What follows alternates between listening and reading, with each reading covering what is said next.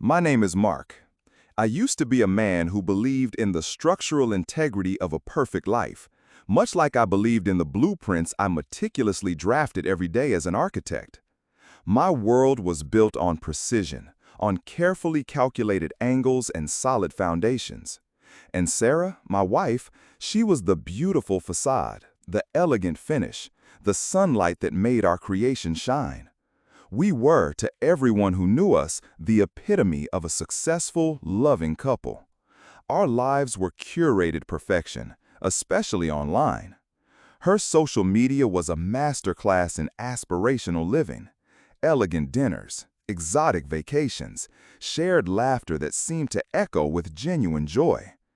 I loved her, truly, with a devotion that felt as foundational as the bedrock beneath my most ambitious buildings.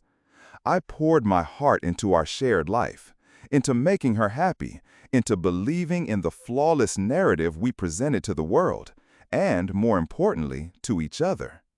The cracks started, not with a seismic shift, but with a whisper, a forgotten digital footprint. It was a Tuesday evening. Sarah was at one of her many networking events, and I, having finished a particularly demanding project, decided to unwind with some old photos on her rarely used iPad. She'd left it charging on the kitchen island. I was looking for a specific picture of us from our honeymoon, a memory I wanted to revisit, to reassure myself perhaps, subconsciously, that our love was as solid as I perceived it to be.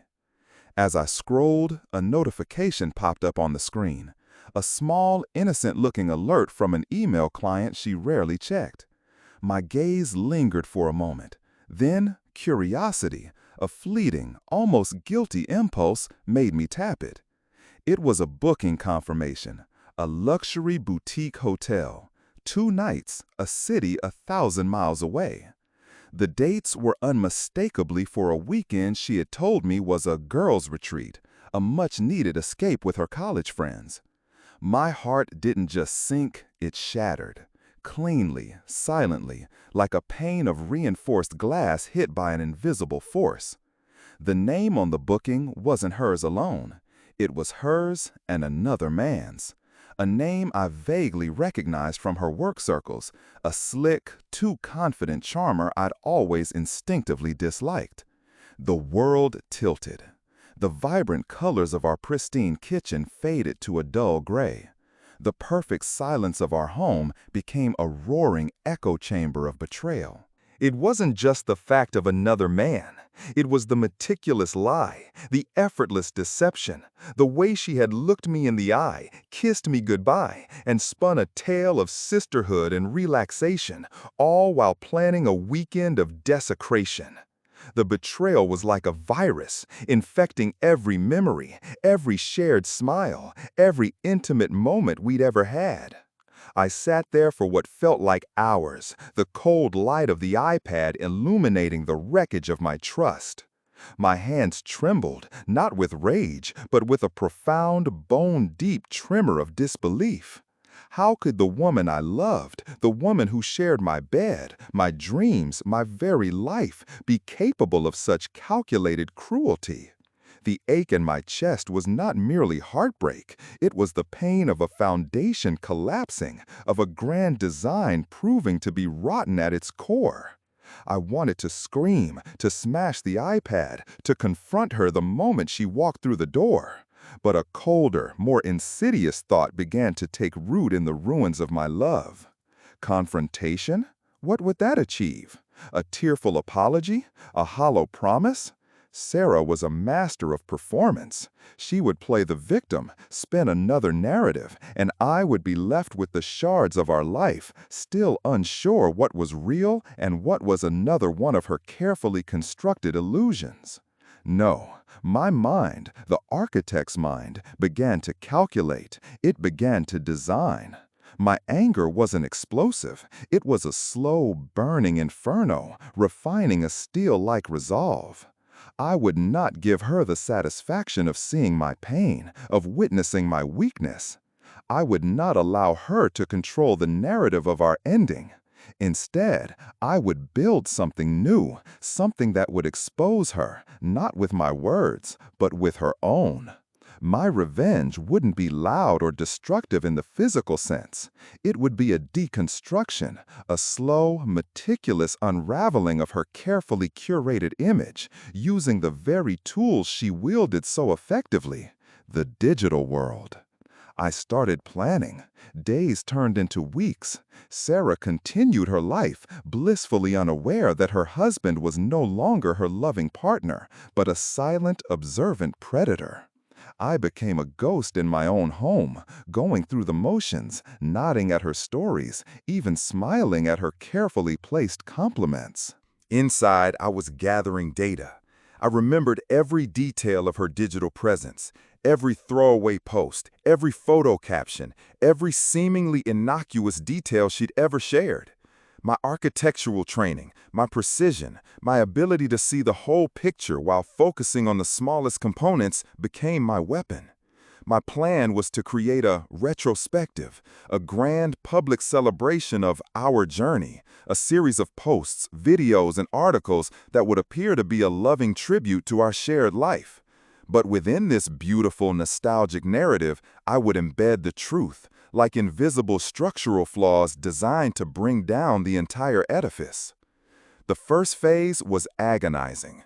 I spent hours sifting through years of our digital history, curating photos, editing videos, writing captions filled with a saccharine sweetness that made my stomach churn. Every loving memory I chose was a lie, a painful reminder of what I thought we had. I posted them on our shared social media, on a blog I set up under an innocuous name, even created a celebration of our love album on a popular photo-sharing site. Reflecting on 5 glorious years, I'd caption a picture of us smiling on a vacation where she'd likely already been planning her escape. Every moment a cherished memory, I'd write beneath a video montage of our supposedly idyllic weekends. The public response was exactly what I anticipated, an outpouring of adoration, comments about our perfect relationship, our inspirational love. Sarah, initially, was flattered, beaming at the attention, basking in the glow of our renewed digital perfection. She even reposted some of my creations, adding her own gushing comments, unwittingly becoming an accomplice in her own downfall.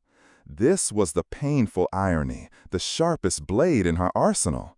I was using her own vanity, her own love of public adulation to construct the scaffold for her public execution. Then came the subtle sabotage. The true art of the architect lies in the details, in the almost imperceptible shifts that over time lead to profound change. In one video montage, ostensibly celebrating our home, I included a fleeting shot of a framed photograph on our bedside table. It was a picture of Sarah and me, taken years ago. But in the background, almost out of focus, was the distinctive crest of the hotel where she had taken her lover. It was so subtle, so brief, that only someone looking for it, or someone who had been there, would notice. Most people would just see a happy couple in a beautiful room. Another post, a throwback to a dinner party at our home, showed Sarah laughing, vivacious, surrounded by friends.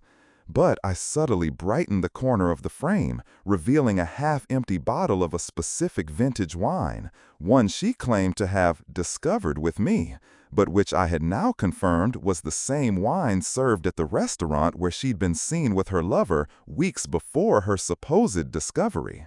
I made a point of tagging that specific restaurant in the post, a seemingly innocent, nostalgic touch.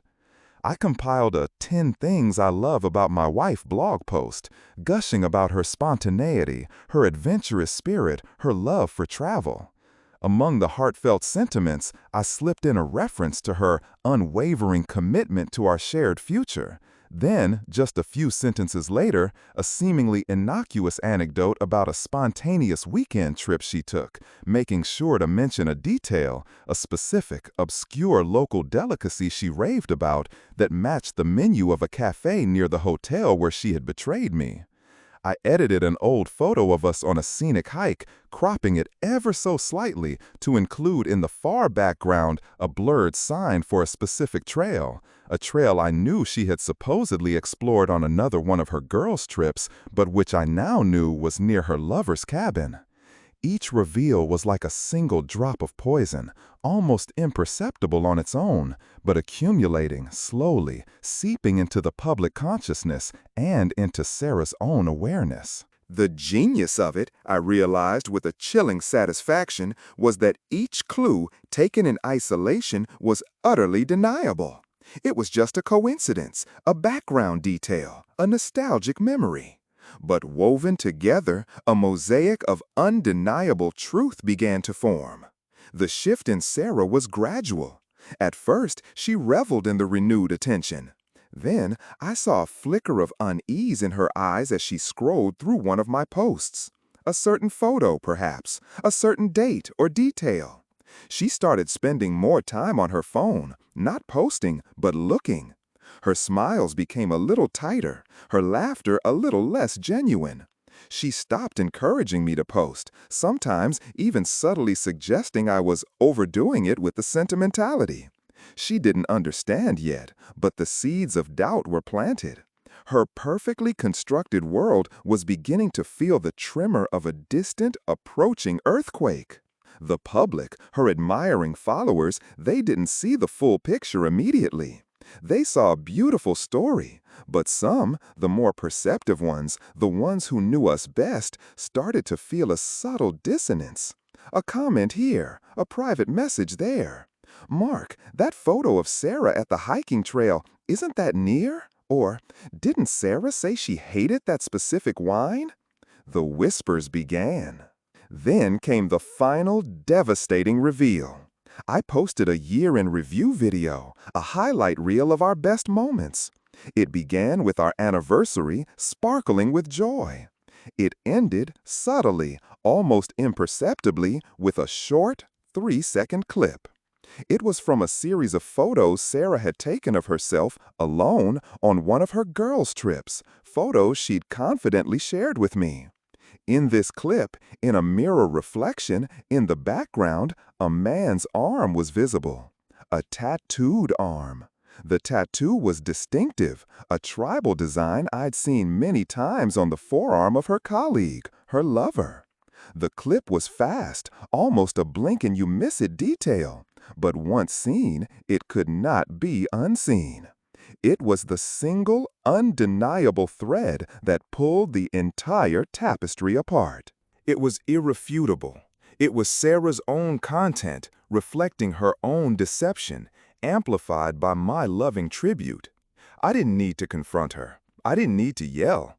That night, she walked into the living room, her face pale, her eyes wide with a horror I had never seen before.